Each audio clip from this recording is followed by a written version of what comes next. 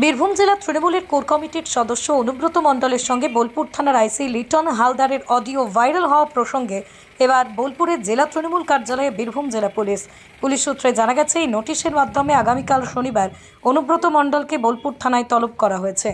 তাকে জিজ্ঞাসাবাদের জন্য থানায় ডেকে পাঠাতে এই নোটিশ দেওয়া হলো বলেই জানা যাচ্ছে পুলিশ সূত্রে। শুক্রবার দুপুরে বোলপুর তৃণমূল কার্যালয়ে এসে কোর কমিটির উপর সদস্য সুদীপ্ত ঘোষের হাতে সেই নোটিশ ধরায় বীরভূম জেলা পুলিশ।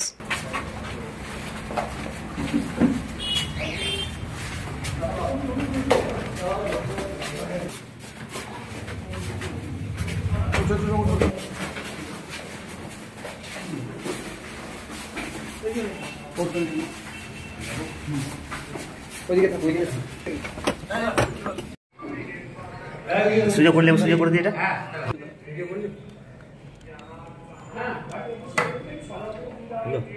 আমাকে একবার ছাড় দিয়ে দেবো।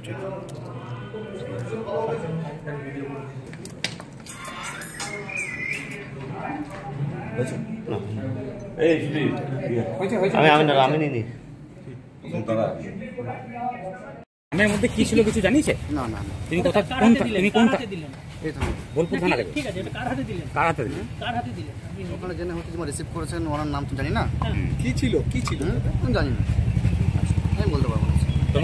তোমাকে অফিসার কি নির্দেশ দিয়েছিল? টিকিটটা কোথায় থেকে পাঠিয়েছেন? আমি পার্টি অফিসে নিয়ে গেছিলাম। হ্যাঁ, কোথা থেকে? এখান থেকে। এখান বলতে বোলপুর থানা থেকে। আচ্ছা, তোমাকে অফিসার কি নির্দেশ দিয়েছিল? কি করতে নির্দেশ দেওয়া হয়েছিল? আমরা বলছি যে এটা শুধু তুমি ওখানে যাবে, এটা তুমি মানে দিয়ে দেবে, এর ব্যাস এইটুকুই। কাকে দিতে পেরেছে? কাকে দিতে পেরেছে এটা আমাকে সেটা বলেনি। ওখানে হচ্ছে যে রিসিভ করার জন্য আমাকে এটা বলেছিল। ঠিক আছে, পার্টি অফিসে দিতে বলেছিল না অনুব্রত মণ্ডলকে দিতে? না, তা বলতে পারবো না। আপনি কোথায় দিলেন বলেছিলেন? আপনি দিলেন কোথায়? আমি তো রিসিভ করে দিলাম এখানে পার্টি অফিসে। ঠিক আছে। এবং পুলিশকে আমি প্রচন্ড সাহায্য করি, পুলিশকে আমি ভালোবাসি প্রথম থেকেই। পুলিশ বিপদে পড়লে পুলিশের পাশে আমি দাঁড়াই। পুলিশকে গাল দেওয়ার কথা আমি কোনদিন ভাবতেই পারি না। পুলিশকে গাল কেউ যদি দেয় আমি তাকে অপমান করি, এটা আমার বরাবরকার স্বভাব। এবং পুলিশের যখনই যে কোনো এসপি হোক, এসডিপিও হোক, অ্যাডিশনাল এসপি হোক, যারা আমাকে যখনই যা বলেছে যে এটা দেখে দিন, আমি দেখে দিয়েছি। পুলিশের পাশে সবসময় লোক দিয়ে যেমন করে হোক আমি তার কোনো ঝগড়াঝাটি করতে দিই না। আমি খুব দুঃখিত, কারণ আমি ওষুধ ফষুধ রাখতে খাই তো অনেক ঘুমের, আর আমি এখন 10টার সময় ঘুমিয়ে যাই এবং ঘুমের ট্যাবলেটও খাই।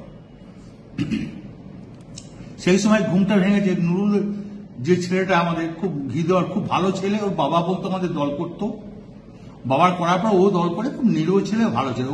ওকে যখন শুনি যে মেরে পা হাত ভেঙে দিয়েছে, আমার মনটা খুব খারাপ। আমি আইসিকে আমিও বলেছি, চাঁদুও ফোন করে বলেছে যে আপনি তাড়াতাড়ি জানকে অন্তত ছেলেটাকে আজ হসপিটালাইজ করুন। তো উনি আমাকে একটা অন্য ধরনের কথা বলেছে, সেটা আমি আর বলতে রাজি নয়।